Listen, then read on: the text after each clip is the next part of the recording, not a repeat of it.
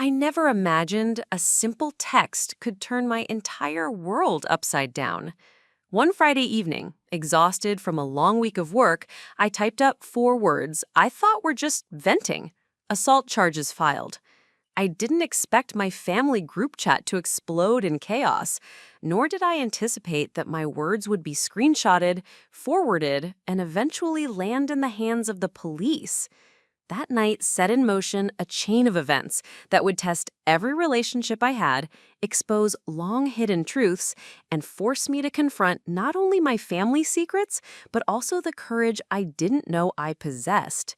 What started as a venting moment spiraled into a full-blown legal and emotional ordeal, and the truth behind those few words would shock me at every turn. Before we jump back in, tell us where you're tuning in from, and if this story touches you, make sure you're subscribed, because tomorrow I've saved something extra special for you. It began with what I thought was a minor incident at a local bar in Oakridge, a small, tightly knit town where everyone seemed to know everyone else's business. I had gone there to celebrate my promotion at work, a long-awaited recognition after years of late nights, endless spreadsheets, and office politics that never seemed to favor me.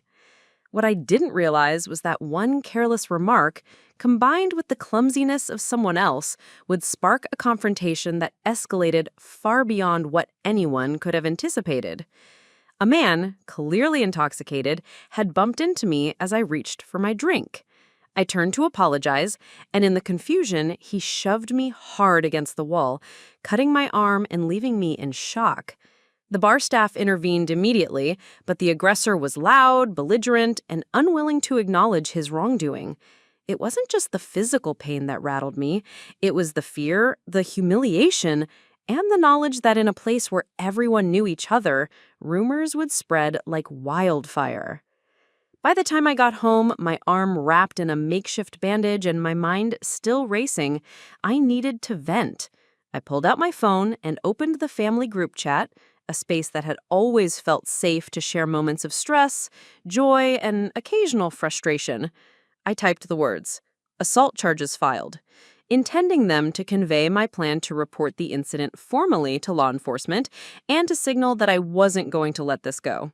My family had a history of being overprotective, dramatic, and sometimes meddlesome, but I never imagined their reactions would set off a chain of events far beyond a typical family squabble.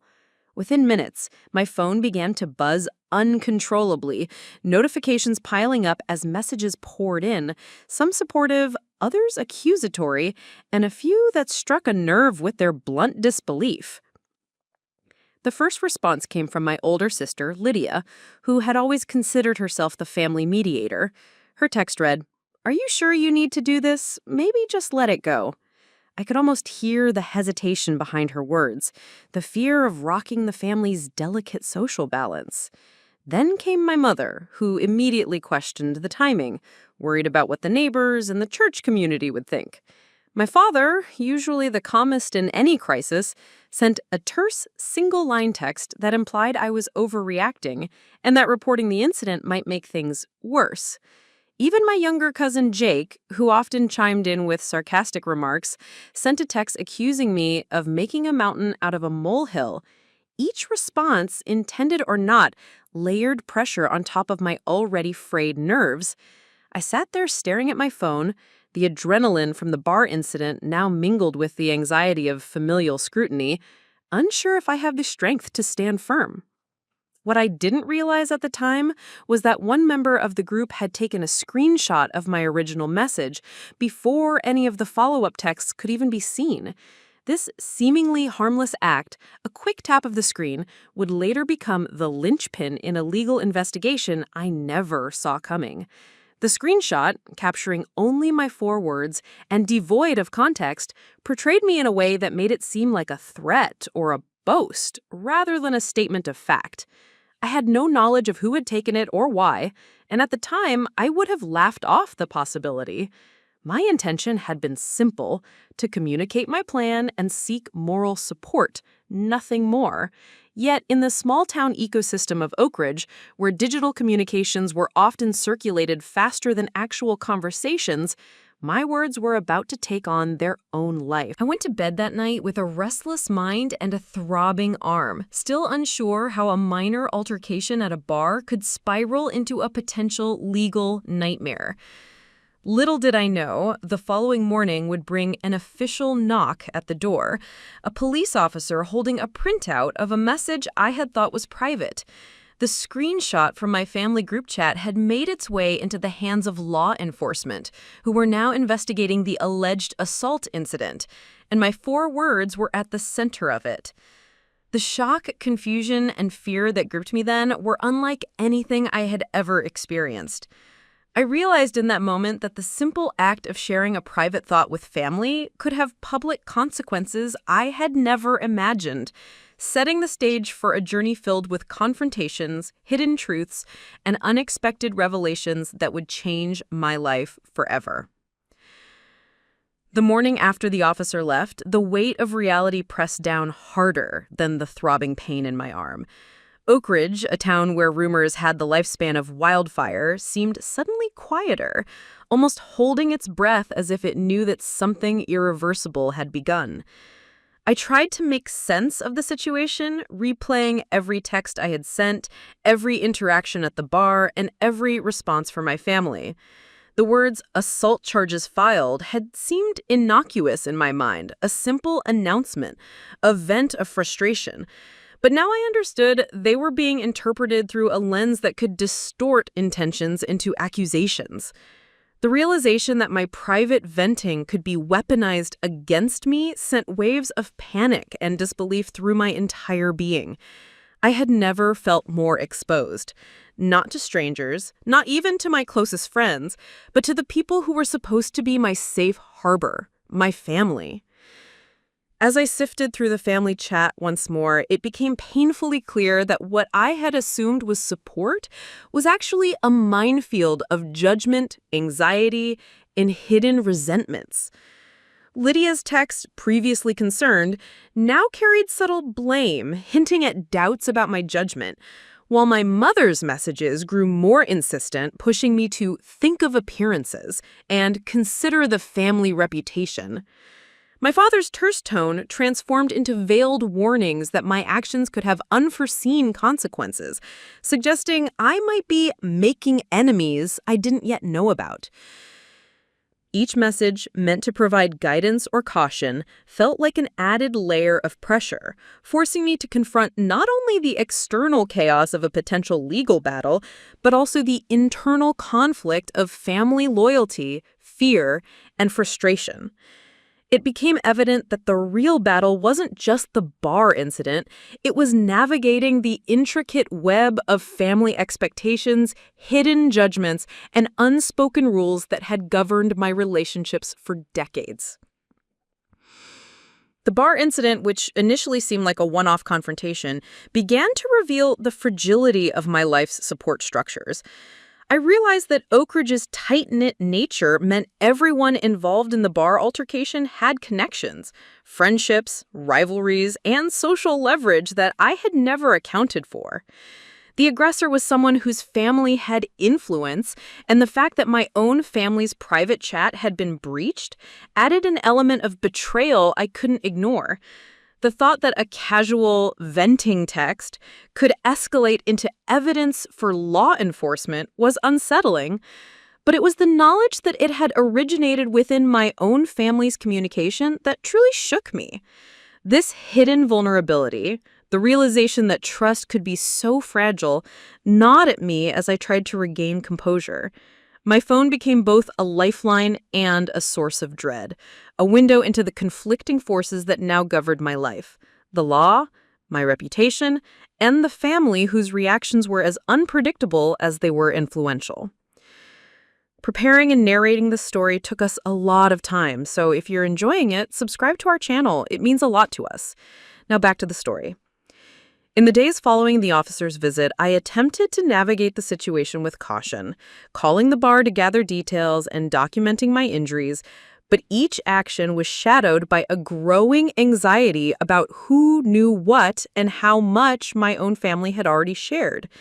The screenshot, small and seemingly innocuous, loomed like a silent threat, a tangible proof that my private thoughts were no longer private.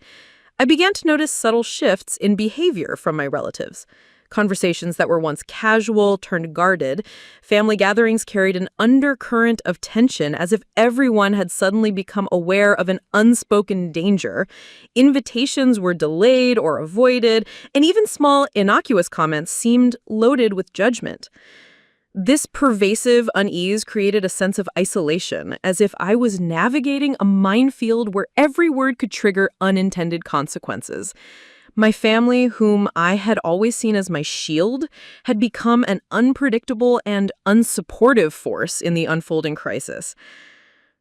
At work, I found myself distracted, replaying the incident and the subsequent family responses repeatedly in my mind. The office, once a place of focus and accomplishment, became a theater of anxiety. Every notification on my phone made my heart race, anticipating new messages from the family chat, new opinions, or worse, new misunderstandings. The concept of privacy, I realized, was now fractured. What I said within the perceived safety of my family network had already leaked beyond its intended boundaries. I began to take mental notes of every interaction, every nuance of tone, and every hint of betrayal, knowing that these observations could become crucial in the days ahead. The constant tension started to erode my confidence, making me question not only my decisions, but also the foundation of relationships I had long considered steadfast. In parallel, the legal implications of the bar altercation began to crystallize in my mind. Assault, even in its simplest definition, was not just a word. It was a potential charge that could alter employment, social standing, and personal freedom. The police, having already obtained the screenshot, could interpret my intentions in ways I had never imagined.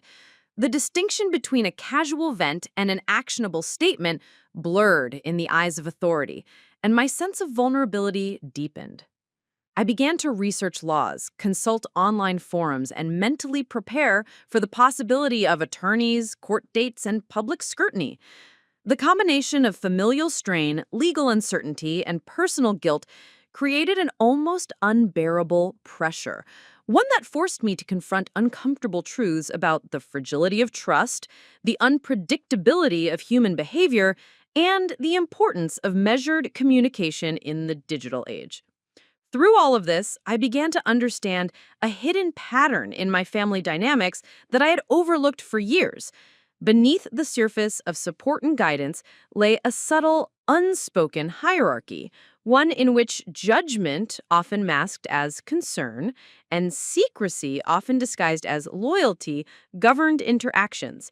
The very environment I had relied on for emotional refuge now appeared as a place where words could be weaponized and intentions misconstrued. I realized that navigating this web required not only caution, but also strategy, patience, and a willingness to confront uncomfortable truths that had long been buried beneath polite interactions. This hidden layer of my family's social fabric, previously invisible, now demanded careful attention, shaping my approach to every text, every conversation, and every action. By the end of the week, the situation had escalated quietly but unmistakably. Friends who had known about the bar incident began asking questions, colleagues made subtle inquiries, and I felt the first stirrings of a public narrative forming around an event I had hoped would remain contained.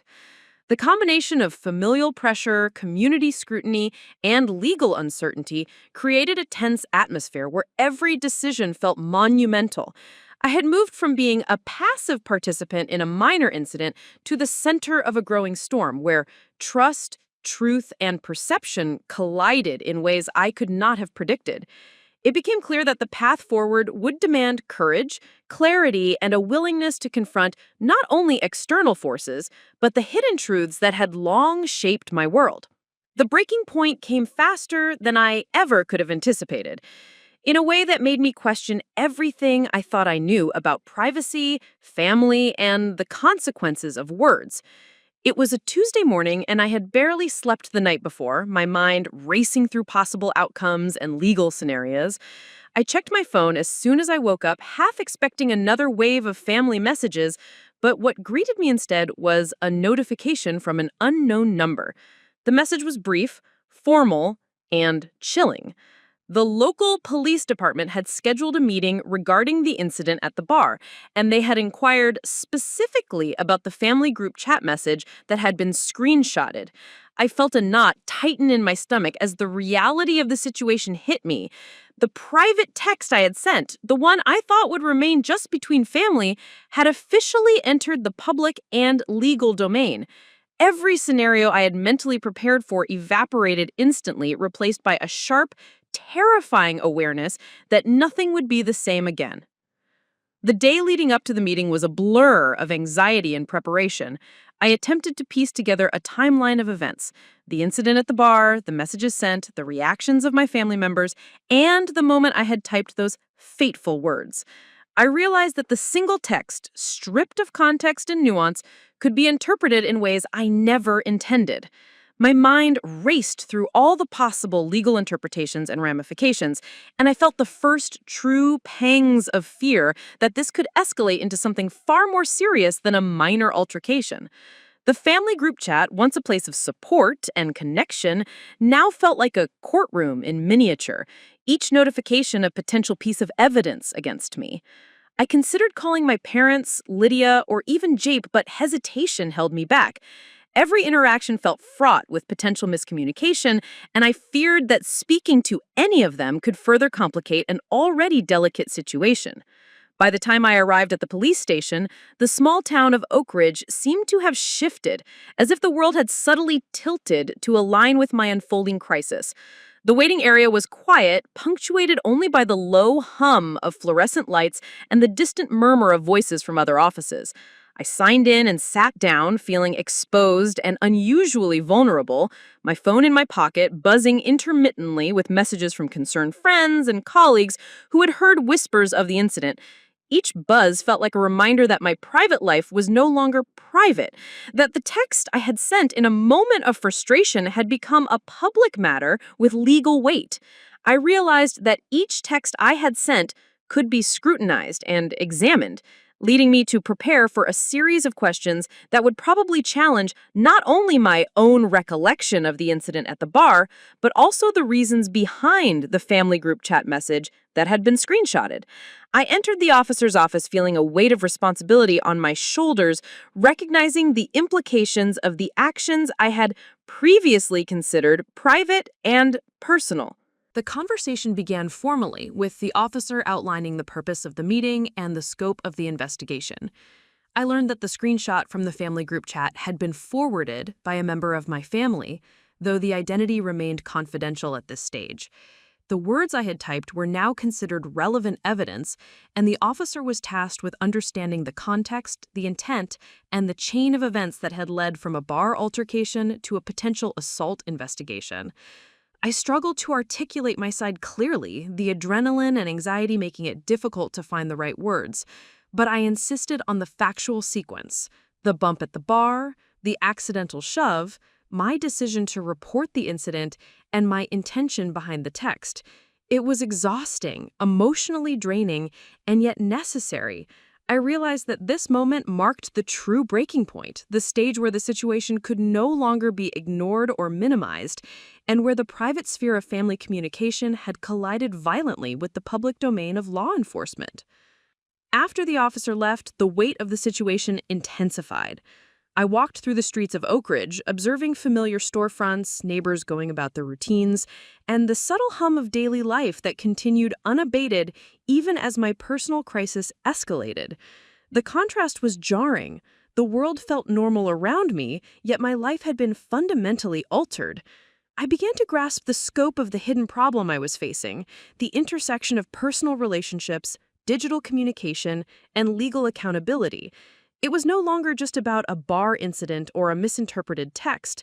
It was about the vulnerabilities inherent in the way we communicate, the trust we place in those closest to us, and the unforeseen consequences that can emerge when private words become evidence in a public arena. Over the next few days, the tension in my family became almost unbearable. My parents avoided direct confrontation but engaged in subtle forms of influence, hinting at their concerns in ways that made me second-guess every decision. Lydia attempted to mediate but seemed torn between loyalty to the family and support for me. Jake's sarcastic remarks became sharper, more pointed, almost as if he were testing the limits of my patience or trying to provoke a reaction. Even distant relatives who had previously remained uninvolved began asking questions through mutual acquaintances, further spreading the pressure and anxiety that now dominated my life. The hidden pattern I had begun to notice in part two, the subtle hierarchy of judgment, loyalty, and secrecy, now intensified, making it clear that the breaking point was not only about the legal ramifications, but also about navigating a minefield of family expectations, social perception, and personal integrity. The culmination of these pressures forced me to confront an uncomfortable reality. The old way of handling conflicts, of venting privately, of relying on family for emotional support, was no longer sufficient. My life had entered a stage where transparency, careful documentation, and strategic thinking were required. The breaking point was not a single event, but a convergence of circumstances. The police involvement, the family's reactions, and the public ripple effect that demanded I adapt, assert my voice, and prepare for the consequences of a truth that could no longer remain hidden. In that moment, I realized that the path ahead would not only test my courage, but also expose the deepest truths about my family, my community, and myself, setting the stage for a journey that would be as transformative as it was challenging.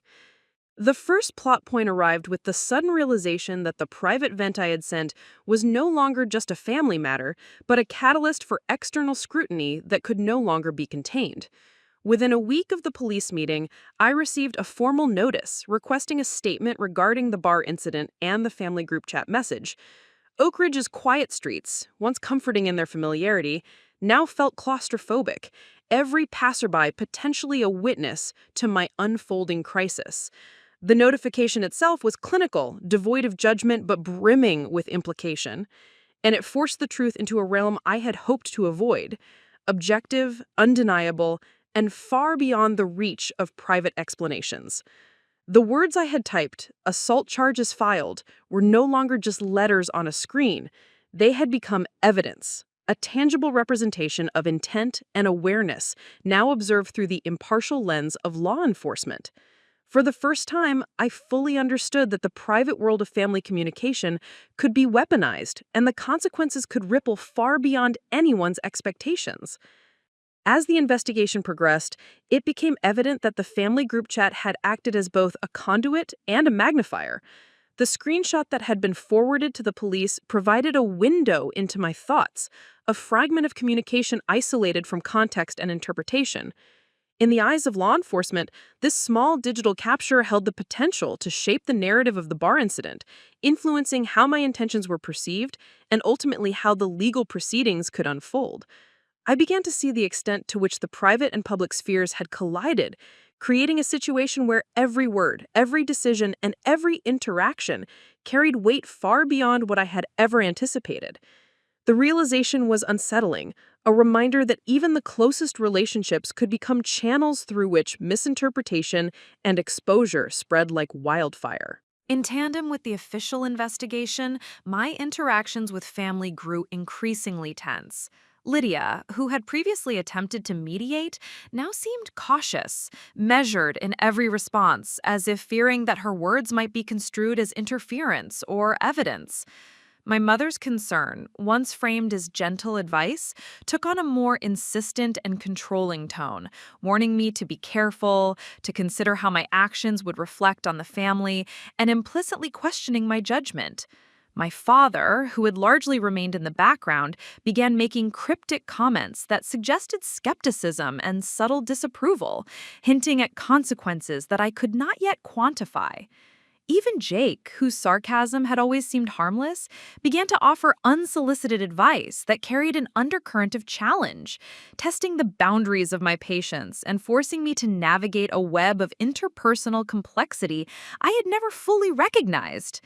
Each interaction, seemingly routine on the surface, now carried the hidden weight of surveillance, judgment, and influence. Meanwhile, the legal dimension of the situation expanded. The police requested that I provide a detailed timeline of the events leading up to, during, and after the bar altercation, including my communications with family members. I found myself meticulously documenting every interaction, recalling each text and conversation with painstaking precision. The process was exhausting, both mentally and emotionally, as I combed through hours of digital records, piecing together the sequence of events to create a coherent narrative. I realized that the first plot point, the moment when outside eyes began observing the truth, was not a single instance but a sustained period of scrutiny, during which every decision, every omission, and every memory could be challenged or misinterpreted. The pressure was immense, and the sense of vulnerability profound. Yet I also recognized that this moment marked a turning point, the point at which I could no longer rely on assumption, secrecy, or private interpretation. The truth, whether I liked it or not, had been exposed to objective evaluation, and I had no choice but to confront it head on. As days turned into a week, I began to notice subtle changes in the environment around me. The bar staff, who had initially been sympathetic witnesses, now approached conversations with caution, aware that the investigation could implicate them if statements were inconsistent. Friends who had offered support began to hedge their words, careful not to overstep boundaries or provide testimony that could inadvertently affect outcomes. Even casual acquaintances seemed more aware of my circumstances. Their glances and remarks carried an undercurrent of speculation and curiosity. Oakridge, the town I had always known as familiar and predictable, now seemed a stage for observation, where every action could be monitored, interpreted, and recorded. The first plot point had turned my familiar world into a landscape of vigilance, uncertainty, and anticipation. Internally, I faced a growing conflict between fear and determination. The intrusion of law enforcement and the formalization of what I had initially considered a minor incident demanded that I reassess my own role in the unfolding drama. I began to reflect on why the text had been sent, what intentions had been behind it, and how my choices had contributed to the situation escalating beyond my control. The process was painful, requiring acknowledgement of my own vulnerability, my reliance on family for support, and the unanticipated consequences of digital communication.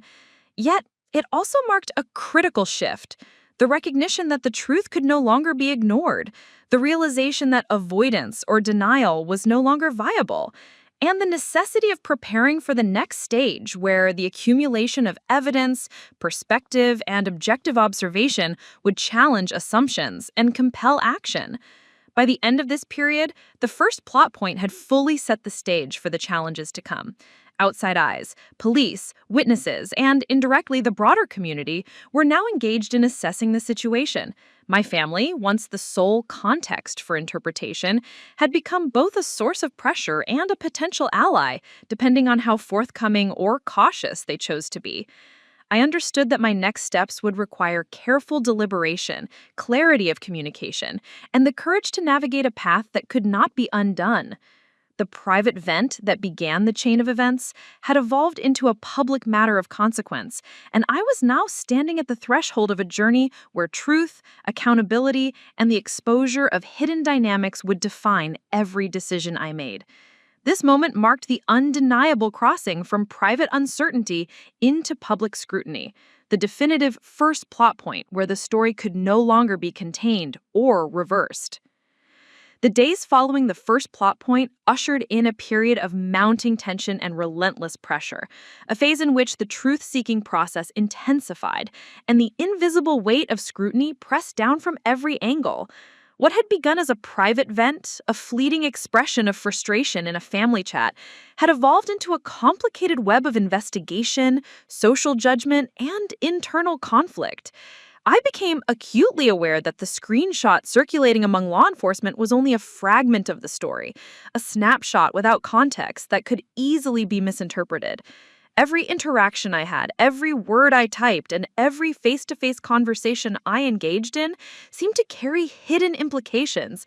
The bar incident, my family's responses, and the digital trail that I had left behind now intertwined in ways that demanded caution, careful strategy, and unwavering attention to detail. It was as if a magnifying glass had been placed over my life, revealing every imperfection, hesitation, and misstep in sharp relief. And the scrutiny threatened to amplify the smallest mistakes into consequences I could not yet predict. Internally, the pressure was suffocating. I found myself oscillating between fear and resolve, grappling with the growing awareness that the legal and social implications were far greater than I had initially understood. I replayed the incident at the bar endlessly, examining every nuance of body language, tone, and timing, trying to anticipate how each piece of evidence might be interpreted by law enforcement. The family chat, which had once been a source of connection, now became a mental labyrinth I navigated constantly, each message dissected for meaning, intention, and potential risk. I began to question not only my own judgment, but the motivations of those around me. Was the screenshot shared out of concern, curiosity, or malice? Did my family truly understand the ramifications of their actions, or were they caught up in the drama of the moment? The answers were elusive, and the uncertainty gnawed at me, adding a layer of psychological complexity to an already fraught situation. Externally, the opposition began to coalesce in subtle yet unmistakable ways. The man at the bar who had caused the altercation had his own supporters, individuals who seemed eager to challenge my version of events. Friends of his, acquaintances from local gatherings, and even casual onlookers began providing statements that, intentionally or not, cast doubt on my account. Their recollections were selective, emphasizing ambiguity and uncertainty rather than clarity, and the cumulative effect was disorienting. What had once seemed like a straightforward incident now resembled a battlefield of competing narratives, each vying for legitimacy in the eyes of law enforcement and, indirectly, the wider community. I realized that truth alone was not enough to navigate this phase. I needed evidence, strategy, and clarity, and the process of gathering and organizing these elements became an all-consuming task. In response, I began compiling documentation, photographs, and witness accounts with meticulous care. The small injury to my arm became more than a physical mark. It became a visual testament to the incident, a tangible proof that could not be easily dismissed. I reached out to friends who had been present at the bar, collecting written statements detailing the sequence of events from multiple perspectives. Even minor details such as the layout of the bar, the timing of the altercation, and the reactions of staff and patrons were logged with precision. This process, while painstaking, began to provide a framework that could counteract ambiguity and misinterpretation. It also reinforced a critical realization. The truth, while inherently powerful, required deliberate articulation and evidence to be persuasive in a landscape dominated by competing narratives and potential biases. The family dynamic, already strained, now became another axis of tension. Each family member's perspective on the situation carried the potential to either support or undermine my position. Lydia continued to oscillate between cautious advice and subtle critique, reflecting her internal conflict between loyalty to me and concern for family reputation. My mother's insistence on appearances persisted, layered with veiled warnings that seemed intended to shape my behavior and limit potential fallout. My father's quiet skepticism manifested in pointed observations that forced me to defend not only my actions, but my credibility. Even Jake's commentary, which had once been playful sarcasm, now felt like a challenge designed to test my resolve and composure. The very people I had relied on for emotional grounding now contributed to the pressure, illustrating the complex interplay between personal relationships and the pursuit of truth in a high-stakes scenario.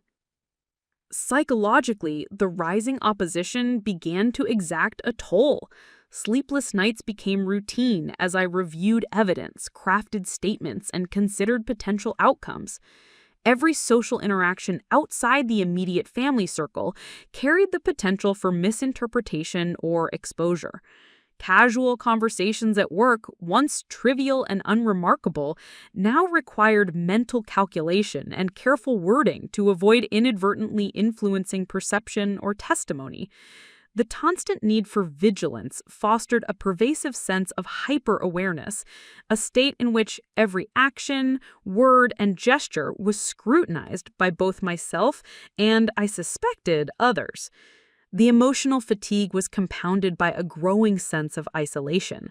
While friends offered moral support, the reality of the situation remained intensely personal and unique, creating a chasm between external sympathy and the internal processing required to navigate the complexity.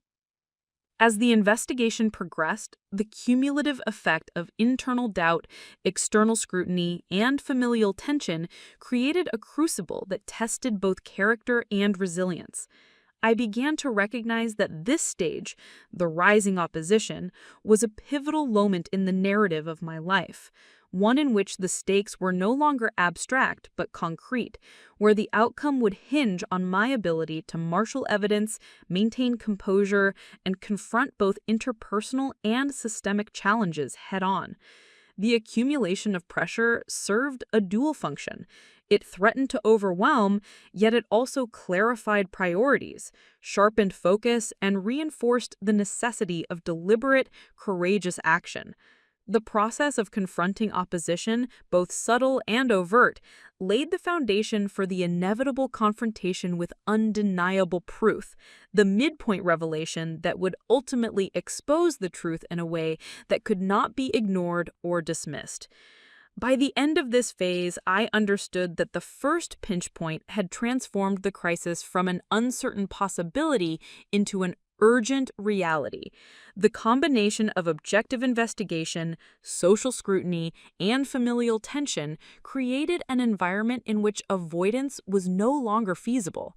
The rising opposition was both a test and a catalyst, forcing me to confront the consequences of my decisions, recognize the vulnerabilities inherent in digital communication, and prepare for the transformative revelations that lay ahead.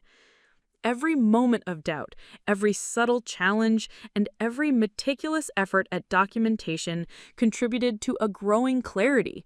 The truth, once unveiled, would demand courage, evidence, and unwavering resolve, setting the stage for a midpoint revelation that would reshape everything I thought I knew. The midpoint arrived like a shockwave, a moment in which the abstract anxiety and simmering tension coalesced into undeniable, concrete evidence that could no longer be questioned or ignored. It began with a call from the police, their tone formal yet strangely anticipatory, informing me that additional surveillance footage from the bar had been obtained and reviewed. This footage, which had initially seemed peripheral, now revealed key details of the incident that no one had fully captured before. For the first time, I could see the altercation unfold in real time, not through the distorted lens of memory or selective testimony, but with objective clarity. The aggressor's actions, the shove that had cut my arm, and the immediate attempts I made to de-escalate were all visible and unambiguous. Every doubt, every question that had plagued my mind now collided with the stark visual reality of what had transpired. The truth, at long last, had become undeniable. Alongside the bar footage, corroborating statements from witnesses emerged, each piece of testimony reinforcing the objective record. Patrons who'd seen the incident from different vantage points provided detailed accounts, describing the aggressor's belligerence and my attempts to remain calm and avoid escalation. The bar staff, once cautious and hesitant, submitted formal statements confirming the sequence of events, including the moment the shove occurred and their immediate interventions. Even casual bystanders who had initially hesitated to get involved now contributed statements that aligned with my version of events. Collectively, these pieces of evidence formed a tapestry of truth that could not be contradicted by mere perception or speculation. The combined weight of visual proof and consistent witness testimony created a turning point in the investigation, the point at which the reality of the incident could no longer be dismissed, and the narratives that had cast doubt on my credibility began to crumble under the sheer force of objective verification. Emotionally, the impact of the revelation was profound. The weeks of tension, anxiety, and self-doubt that had defined the lead up to this moment seemed to converge, leaving me simultaneously exhausted and emboldened. The realization that the evidence overwhelmingly supported my account brought a mixture of relief and vindication, tempered by the lingering awareness that the battle was not yet over. The legal process still required careful navigation, and the social consequences of exposure could not be ignored. Yet for the first time, I felt a tangible shift in momentum. What had once felt like a precarious balance of uncertainty now had a clear, undeniable foundation upon which I could assert my version of events with confidence. The family dynamic, previously fraught with tension and subtle opposition, also began to shift in response to the emerging proof. Lydia, who had vacillated between caution and critique, now expressed a tentative acknowledgement of the clarity the evidence provided. My mother, whose concern had often been expressed through warnings about appearances and judgment, began to soften in her tone, recognizing that the truth had validated my actions in a way that could no longer be contested. Even my father, typically reserved and skeptical, showed signs of recognition, an acknowledgement that the objective proof corroborated my perspective. The subtle shifts in family perception underscored a critical realization. The undeniable evidence not only reinforced my position with authorities, but also recalibrated the social dynamics within the household, altering the balance of influence, judgment, and support. At the same time, I became acutely aware of the broader implications of the revelation. The screenshot from the family group chat, while initially a source of anxiety and potential liability, now functioned as a neutral artifact, contextualized by the larger body of evidence. The ambiguity that had allowed misinterpretation and speculation to flourish was replaced by a comprehensive narrative supported by objective verification. This turning point highlighted the intricate interplay between private communication, digital artifacts, and the need for corroborating evidence in establishing truth. I realized that while the initial screenshot had catalyzed the crisis, the methodical accumulation of proof, the bar footage, witness statements, and documentation of the incident was what ultimately transformed perception, credibility, and control over the situation. The social ripple effects of the evidence began to manifest in subtle but unmistakable ways. Friends, colleagues, and acquaintances who had previously wavered in their support now expressed confidence in my account. Conversations that had been fraught with uncertainty became opportunities for affirmation rather than tension. Even casual community interactions, once tinged with speculation, began to carry an air of recognition and validation, reflecting the growing awareness that the truth had emerged and could not be dismissed. This midpoint revelation was not just a turning point in the legal and familial dimensions, it also redefined my relationship to the broader social environment, demonstrating the power of objective evidence to shift perception, restore credibility, and reinforce personal agency. Internally, the revelation sparked a transformation in my sense of self and approach to the unfolding crisis. The weeks of anxiety, hypervigilance, and meticulous documentation had cultivated a resilience and clarity I had not anticipated. I realized that while external validation through evidence was essential, the process had also strengthened my confidence, sharpened my judgment, and clarified the path forward. The midpoint marked a convergence of external proof and internal empowerment, a dual recognition that the truth, when supported by indisputable evidence, could withstand scrutiny and overcome misinterpretation. I felt a renewed determination to navigate the remaining challenges with focus, composure, and strategic clarity. By the conclusion of this phase, it was unmistakable that the midpoint revelation had fundamentally altered the trajectory of the crisis. The combination of bar footage, witness statements, and corroborating evidence had destroyed ambiguity, invalidated opposing narratives, and shifted both social and legal dynamics in my favor. The turning point was complete. The truth was no longer disputable, and the next stages of the journey would focus on leveraging this proof to confront lingering opposition, assert accountability, and navigate the inevitable decisions, confrontations, and consequences that lay ahead. The undeniable evidence had transformed fear into resolve, uncertainty into clarity, and private frustration into public vindication, setting the stage for the next chapter of confrontation and resolution. The moment of reckoning arrived quietly, almost imperceptibly, yet carried the weight of inevitability. After the midpoint revelation, the undeniable proof of the bar incident and the corroborating witness statements had shifted the narrative in my favor, but the emotional and social stakes remained high. The realization that the family group chat screenshot had catalyzed the entire crisis forced me to confront a bitter truth. I could no longer protect others from the consequences of their actions or shield myself through silence. Every attempt to maintain the fragile equilibrium that had existed within the family was now futile, and the burden of truth rested squarely on my shoulders. The second plot point, the all is lost moment, was not a sudden catastrophe, but a recognition that my choices had narrowed to a single, unavoidable path: to confront the situation openly, without deflection or restraint, and accept whatever fallout followed. Internally, the decision to speak the truth demanded a reckoning with guilt, fear, and expectation.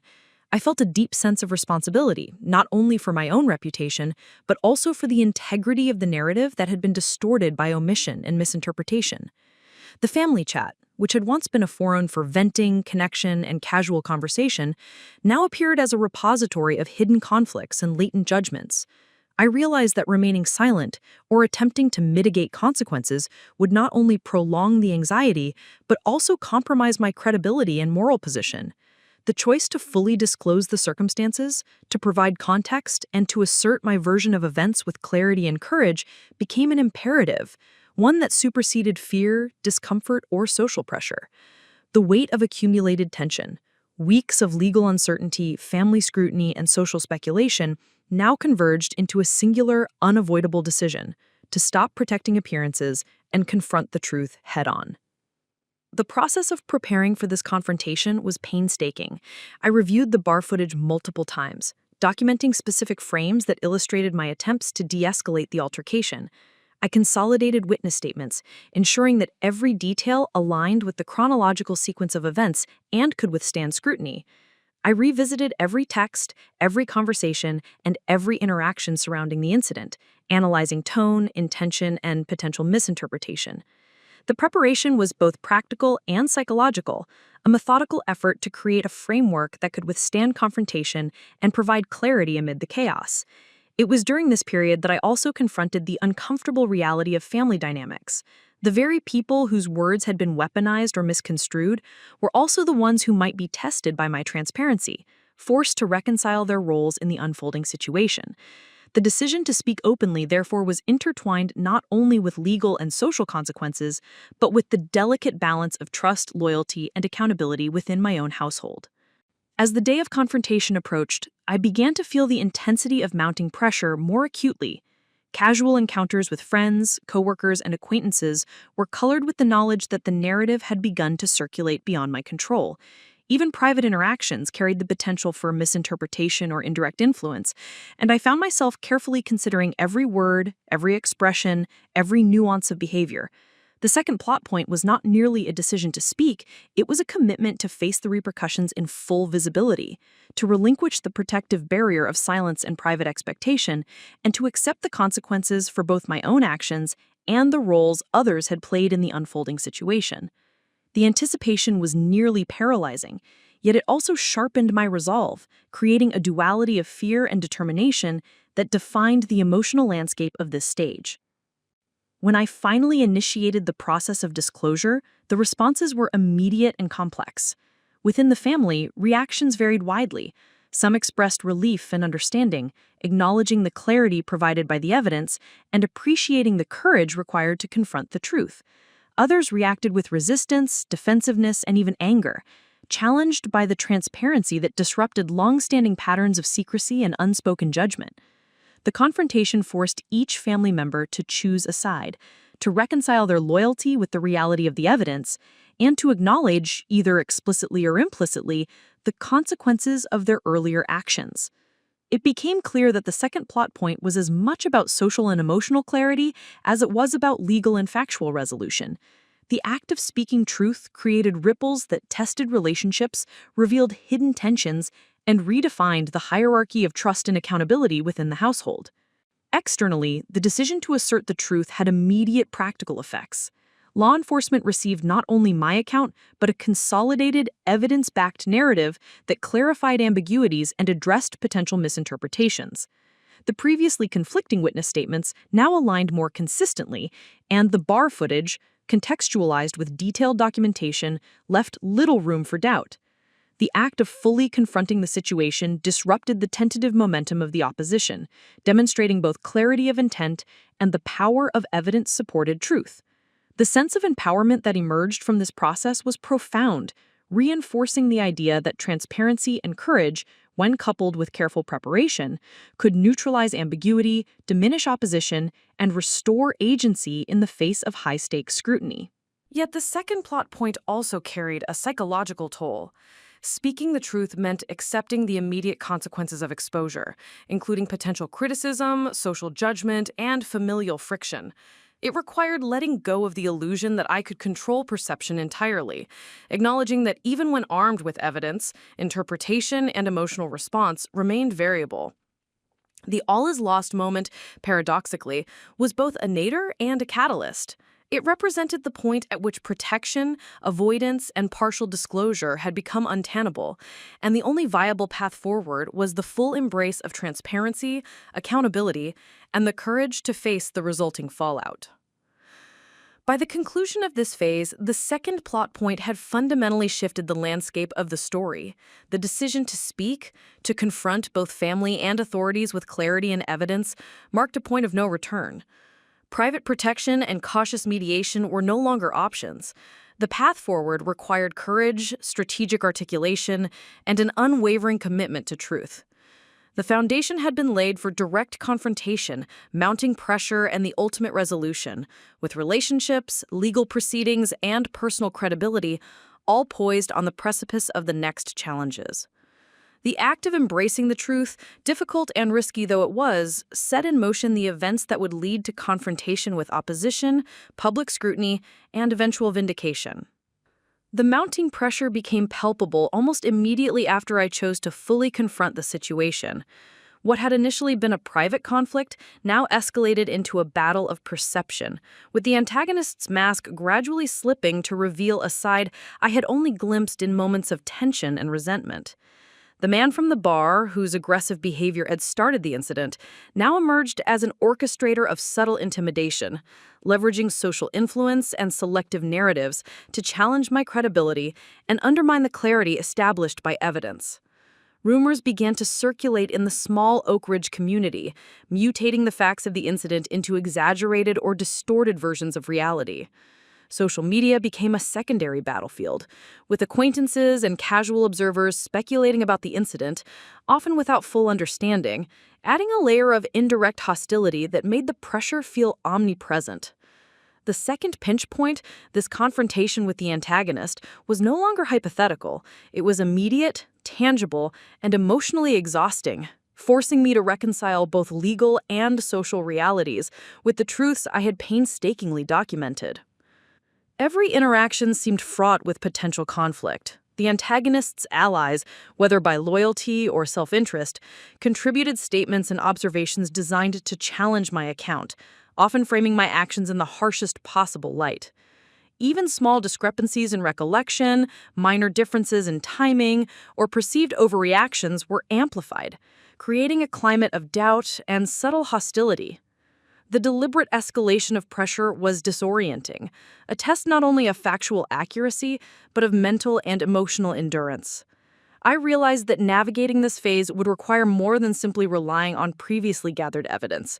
It demanded vigilance, strategic thinking, and the psychological fortitude to maintain composure while the antagonist's influence attempted to distort perception. The conflict was no longer limited to physical or legal realms. It extended into the emotional and social, where perception and narrative had become just as critical as objective proof. The family dynamic, which had already been strained, now reflected the tension of the larger confrontation.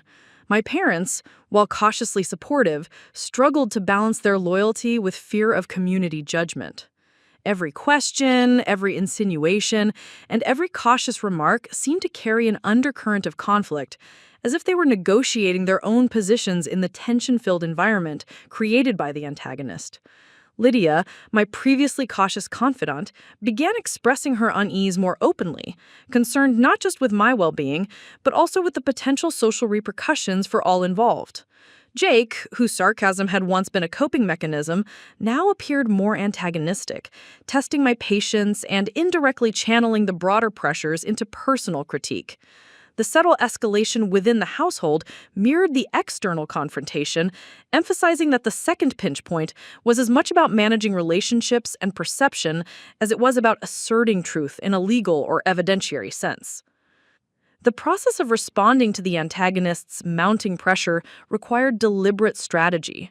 I revisited the bar footage and witness statements with renewed scrutiny, identifying elements that could preemptively counter potential challenges or misrepresentations. I prepared concise, factual summaries to present to law enforcement and, if necessary, to mediators, emphasizing consistency and clarity. Every piece of documentation was evaluated not just for accuracy, but for its capacity to withstand subjective interpretation or distortion. The act of preparation, while methodical, became a source of psychological reinforcement. It allowed me to reclaim a sense of agency amid the growing external pressure. I recognized that the second pinch point was a test of endurance, patience, and strategic clarity, demanding both meticulous attention to detail and unwavering commitment to presenting truth without equivocation. Simultaneously, the antagonist's attempts at intimidation began to manifest in subtler forms. Casual remarks from acquaintances, veiled threats disguised as concern, and social exclusion all served to heighten stress and reinforce the perception that the situation had far-reaching implications. The community's reaction, though diffuse, created an invisible weight, a network of observation that magnified the tension.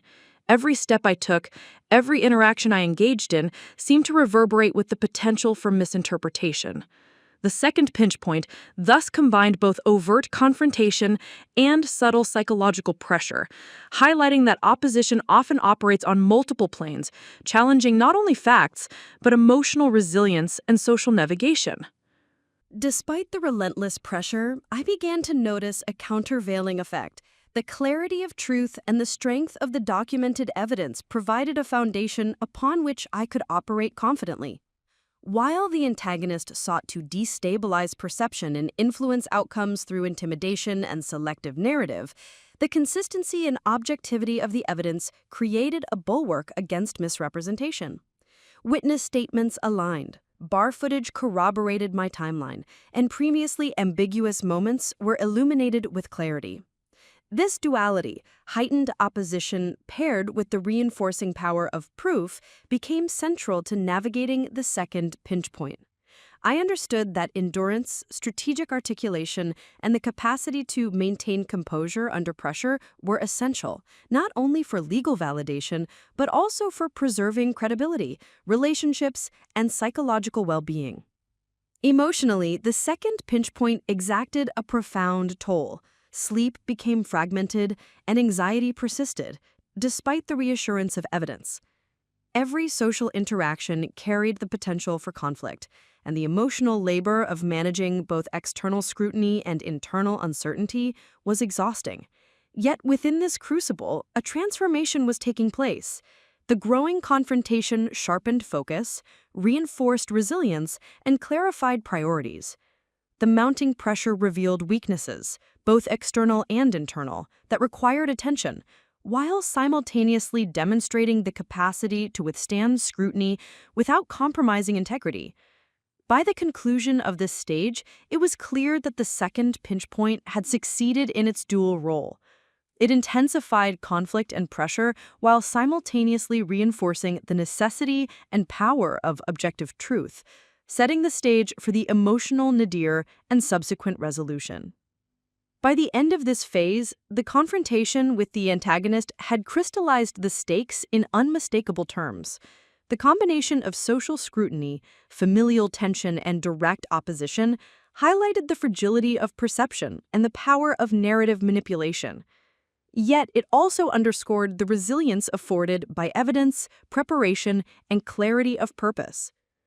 The second pinch point had forced a confrontation that was both inevitable and transformative, demonstrating that opposition often escalates in multiple dimensions and that the resolution of conflict requires a delicate balance of factual certainty, strategic preparation, and emotional endurance. This stage set the foundation for the dark night of the soul, the moment of lowest point, where consequences, backlash, and the emotional toll of confronting truth reach their peak, compelling the protagonist to fully confront the cost of transparency. The aftermath of confrontation hit with a force that I had not fully anticipated. The bar incident, the family group chat, and the documentation I had meticulously prepared had all been deployed, yet the consequences of choosing truth were swift and relentless. The moment of clarity, the realization that I could no longer protect others or hide behind silence, was followed by a wave of repercussions that rippled through both personal and social spheres. Social circles became tense, and the community I had always relied on for support now presented a complex blend of curiosity, judgment, and skepticism. Even those who had once offered quiet encouragement now approached cautiously, as if any misstep on my part might provide the antagonist with new leverage. The dark night of the soul, the lowest point, was defined less by the absence of proof and more by the weight of consequences. Threats, subtle intimidation, fractured relationships, and the crushing psychological burden of standing firm in the face of relentless scrutiny. Within the family, the consequences were immediate and palpable. Lydia, while still fundamentally supportive, now expressed a level of worry that bordered on fear, reflecting her awareness of the broader social and legal fallout. My mother's concern intensified, shifting from veiled warnings about appearances to overt insistence that I proceed carefully and consider the potential reputational damage.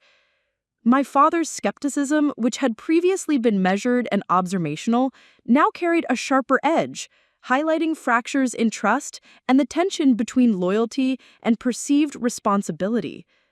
Even Jake, whose sarcasm had long been a coping mechanism, contributed to the emotional strain, often delivering critiques that, whether intentional or not, amplified the feeling of isolation. Within the household, the cost of speaking truth became visible. Relationships strained under pressure, habitual patterns of avoidance or defense were disrupted, and the emotional landscape was increasingly marked by caution, unease, and subtle conflict. Externally, the consequences manifested through a combination of direct and indirect threats.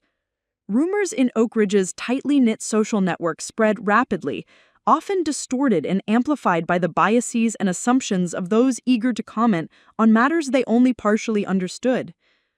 Casual acquaintances approached interactions with hesitation, and casual social media commentary carried the potential to destabilize the progress I had made with evidence and testimony.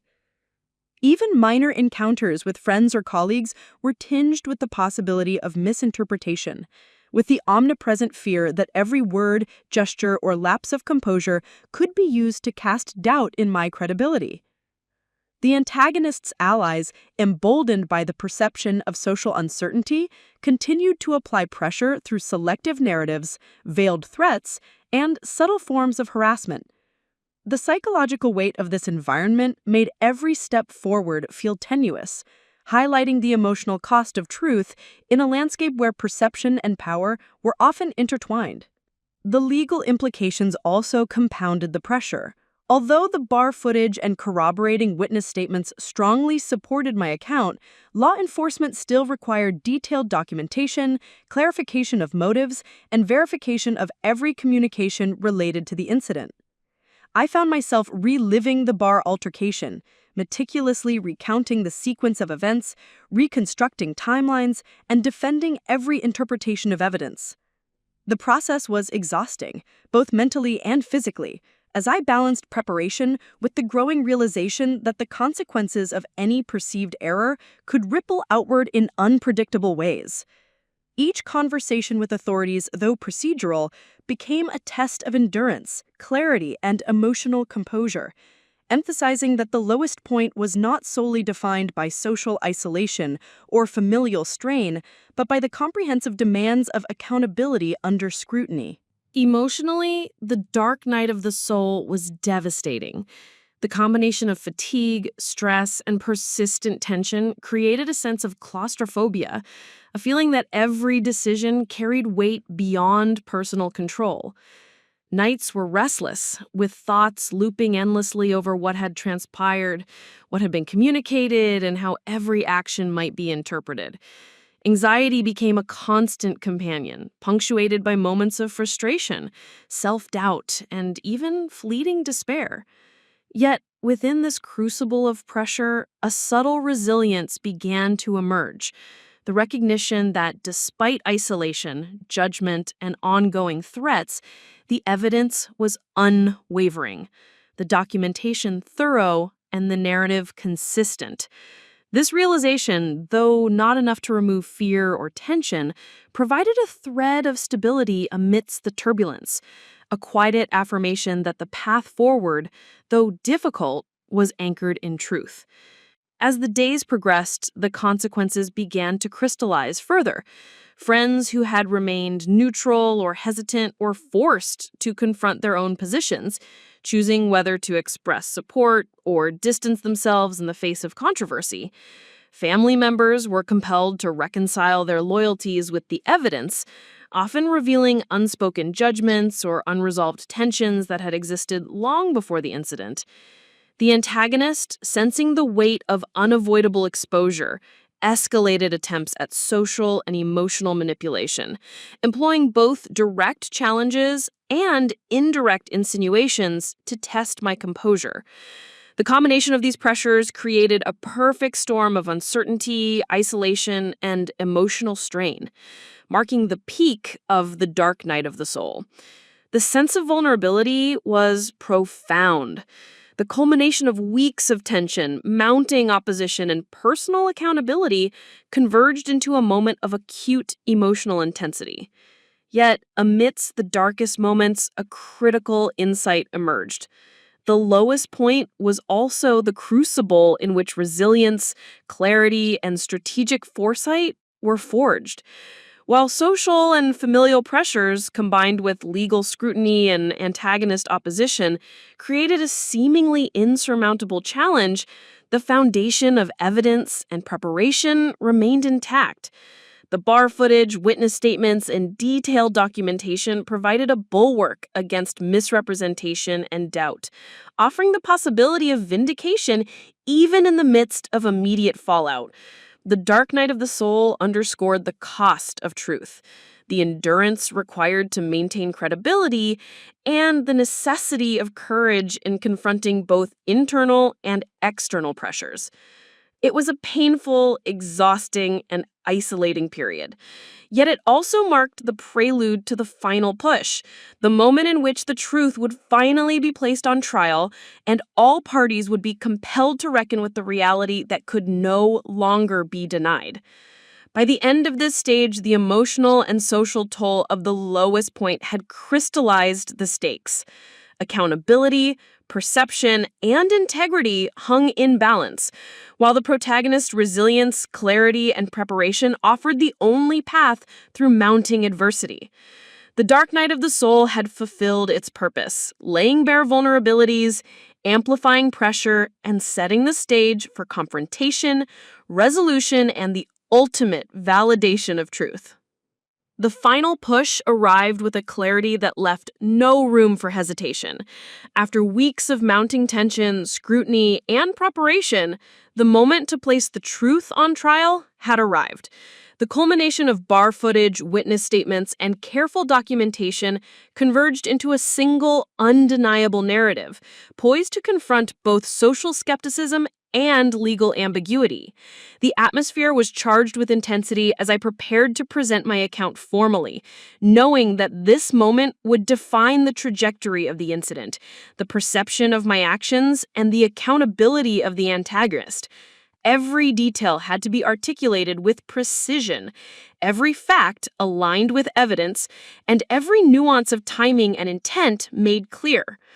The preparation, painstaking and exhaustive, had transformed anxiety into a disciplined focus, equipping me to navigate the final confrontation with clarity and confidence.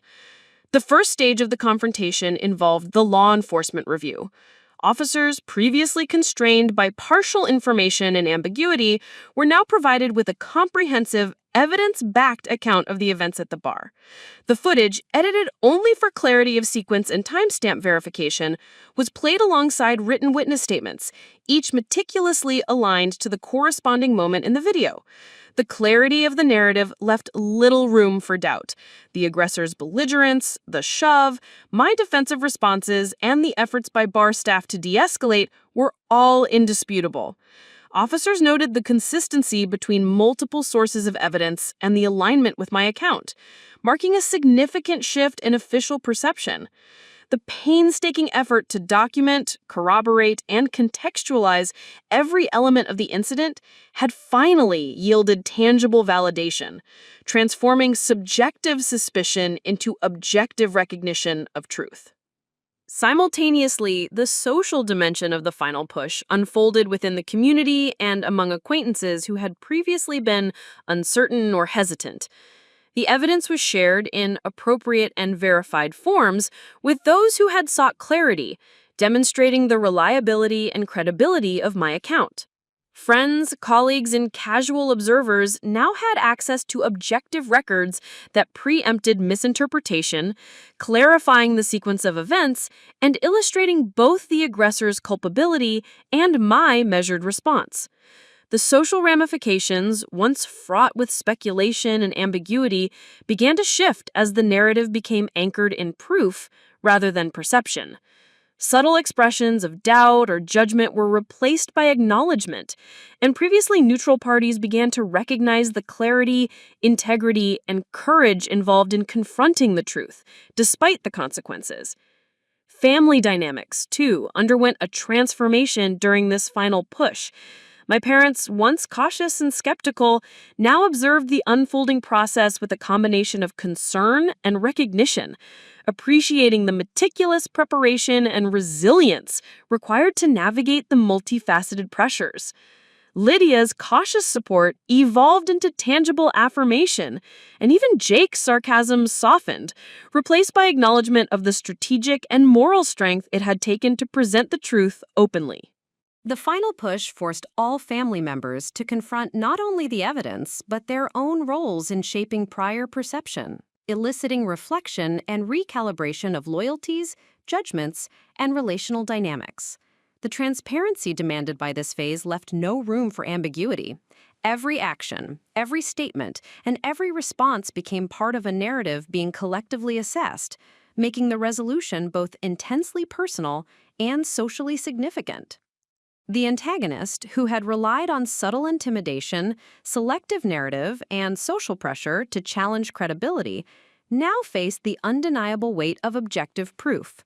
Every attempt to misrepresent events, obscure context, or distort perception was neutralized by the convergence of bar footage, witness statements, and a coherent timeline. The power of evidence to confront deception head-on became starkly apparent, as every misrepresentation faltered under scrutiny.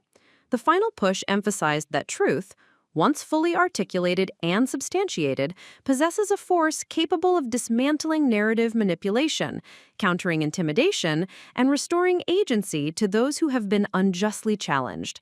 The confrontation, while procedural in legal terms, carried profound emotional significance. It represented the assertion of integrity, the reclamation of credibility, and the validation of effort, preparation, and resilience. Psychologically, the final push was a crucible of emotion, expectation, and focus. The weeks of tension, anxiety, and meticulous preparation coalesced into a state of heightened awareness, where every word, gesture, and pause carried potential consequence. The intensity was both exhausting and galvanizing. The recognition that the narrative could finally be presented without ambiguity fueled determination, even as fear of social or emotional backlash lingered. Internal reflection during this phase underscored the duality of courage and strategy. Presenting truth requires not only moral fortitude, but also careful articulation, alignment with evidence, and awareness of perception. The act of standing firm in the face of opposition, family tension, and community scrutiny crystallized resilience, underscoring the transformative power of deliberate and courageous action. By the conclusion of the final push, the truth had been placed squarely on trial, with all parties compelled to confront reality. Law enforcement recognized the consistency and clarity of the evidence, social networks acknowledged the narrative as accurate, and the antagonist's attempts at manipulation were systematically dismantled. The convergence of preparation, documentation, and courage had shifted perception, reinforced credibility, and restored a sense of agency that had been strained under weeks of pressure. This stage represented the culmination of all prior effort, the deliberate collection of proof, strategic confrontation of opposition, and steadfast adherence to truth had achieved a form of resolution, validating both actions and integrity, while setting the stage for ultimate vindication, accountability, and transformation. The emotional release associated with resolution was profound, yet it was accompanied by reflection.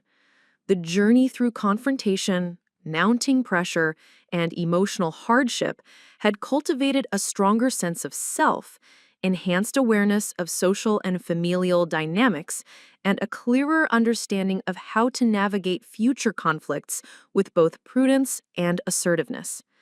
At the community level, the resolution carried secondary effects that reinforced accountability and awareness. The clear acknowledgement of facts prompted observers to reevaluate assumptions, recognize the importance of corroboration, and consider the consequences of spreading unverified information. Social circles that had been tentative or hesitant were influenced not only by the factual outcome, but by the demonstrated courage and meticulousness required to present the truth under pressure. This broader ripple effect illustrated that resolution is not merely an individual experience, but also a societal one. Transparency, courage, and objective evidence can recalibrate perception, reinforce accountability, and foster a culture in which truth is recognized, respected, and protected. The resolution also created a platform for strategic reflection and learning.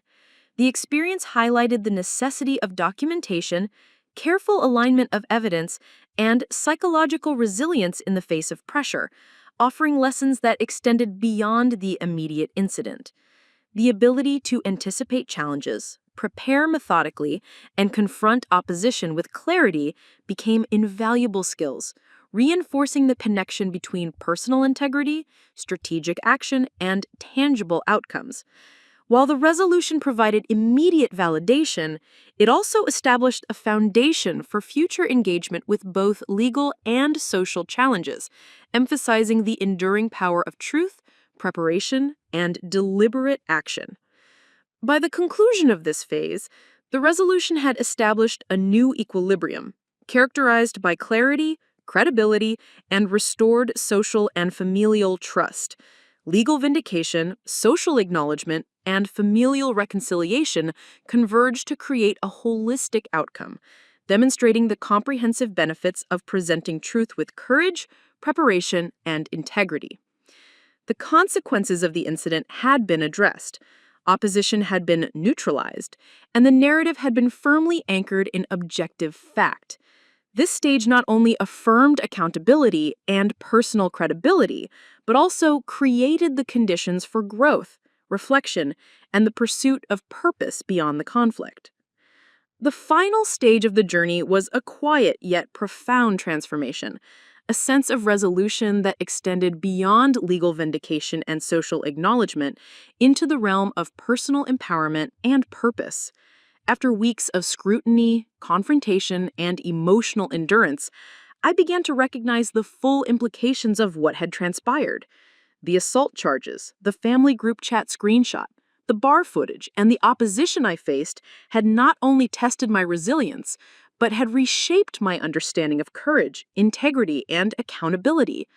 The final image of the story was not a dramatic confrontation or a public declaration, but a serene awareness that I had emerged with agency intact, relationships clarified, and a renewed capacity to navigate both challenges and opportunities with clarity and confidence. It was a transformation that encompassed emotional growth, strengthened social bonds, and a clear recognition of my own ability to act decisively in the face of adversity. In practical terms, life began to settle into a new rhythm. The legal process, which had been both an anxiety-laden and meticulous ordeal, concluded with a sense of closure. The aggressor was held accountable for their actions, their attempts at narrative manipulation dismantled by objective proof, and the community had been presented with an accurate record of events. The vindication was tangible and unmistakable, yet the deeper significance lay in the empowerment that emerged from knowing I had navigated a high-stakes situation with integrity and foresight. Every documented step, every strategic decision, and every act of courage had contributed to a foundation of credibility that extended beyond the immediate incident, reinforcing the principle that preparation, clarity, and adherence to truth provide not only outcomes, but enduring confidence and agency. Family dynamics, which had been strained and fraught with tension throughout the ordeal, also transformed in this final stage. The clarity provided by evidence and the courage to confront the situation openly fostered reconciliation, strengthened trust, and realigned loyalties. Parents, once cautious and skeptical, now expressed understanding and pride, acknowledging the resilience required to stand firm amidst opposition and uncertainty. Lydia, whose support had been tempered by worry, now offered affirmation rooted in both relief and recognition of deliberate courage.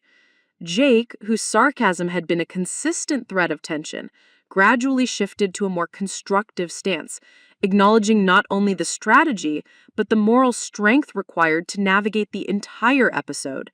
The family, once fragmented by uncertainty, judgment, and social pressure, now reflected a new equilibrium, one characterized by respect, clarity, and mutual acknowledgement of the challenges overcome.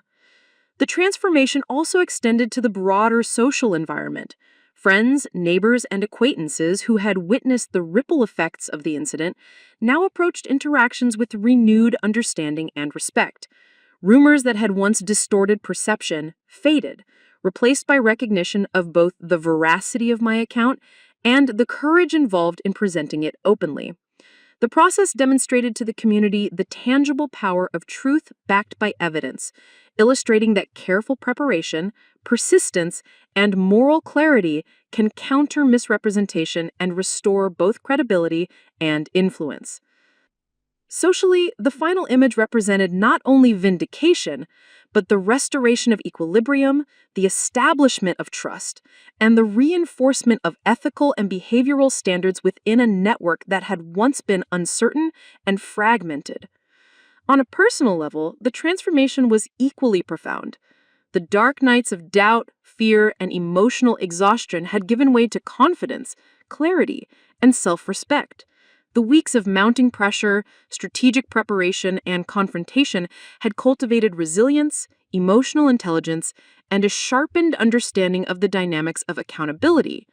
I recognized that the ordeal had strengthened not only my capacity to face external challenges, but also my internal ability to manage fear, uncertainty, and relational complexity. There was a quiet but powerful satisfaction in knowing that I had acted with integrity, relied on evidence, and maintained composure under intense scrutiny. This personal empowerment extended beyond the specific incident, shaping the way I approach subsequent interactions, decisions, and opportunities with a renewed sense of agency, foresight, and confidence. The final image also carried symbolic significance. The bar footage, once a source of stress and anxiety, had transformed into a representation of diligence, courage, and accountability. The family group chat, previously a point of tension and exposure, became a symbol of transparency, communication, and the importance of documenting interactions thoughtfully. Each piece of evidence, each deliberate choice, and each moment of courage contributed to a larger mosaic that reflected transformation, growth, and empowerment. The act of navigating adversity with clarity and moral fortitude became emblematic of a broader principle, that truth, when combined with preparation and courage, possesses the power to transform not only circumstances, but character, relationships, and social perception. As life settled into this new equilibrium, the sense of purpose that emerged was profound. The ordeal had revealed the importance of advocating for oneself, the necessity of strategic preparation in high-stakes situations, and the enduring value of courage in confronting deception, opposition, or injustice. Beyond personal growth, there was a newfound motivation to use the experience as a framework for guiding others, whether through sharing lessons learned, mentoring, or modeling integrity in challenging circumstances. The final transformation was thus both inward and outward, a personal affirmation of strength, resilience, and clarity, coupled with an awareness of how those lessons could positively influence others navigating similar challenges. By the conclusion of this journey, the final image was clear and enduring, a sense of empowerment and peace rooted in integrity, clarity, and accountability. The protagonist had emerged from conflict with credibility intact, relationships realigned, social perception clarified, and personal resilience strengthened. Symbolically, the transformation was complete, reflecting the triumph of truth over deception, courage over fear, and preparation over uncertainty. The experience left an indelible mark, a message of hope, and an affirmation that even in the most challenging circumstances, the deliberate pursuit of truth and integrity can result in justice, validation, and enduring personal growth. Up next, you've got two more standout stories right on your screen. If this one hit the mark, you won't want to pass these up. Just click and check them out. And don't forget to subscribe and turn on the notification bell so you don't miss any upload from us.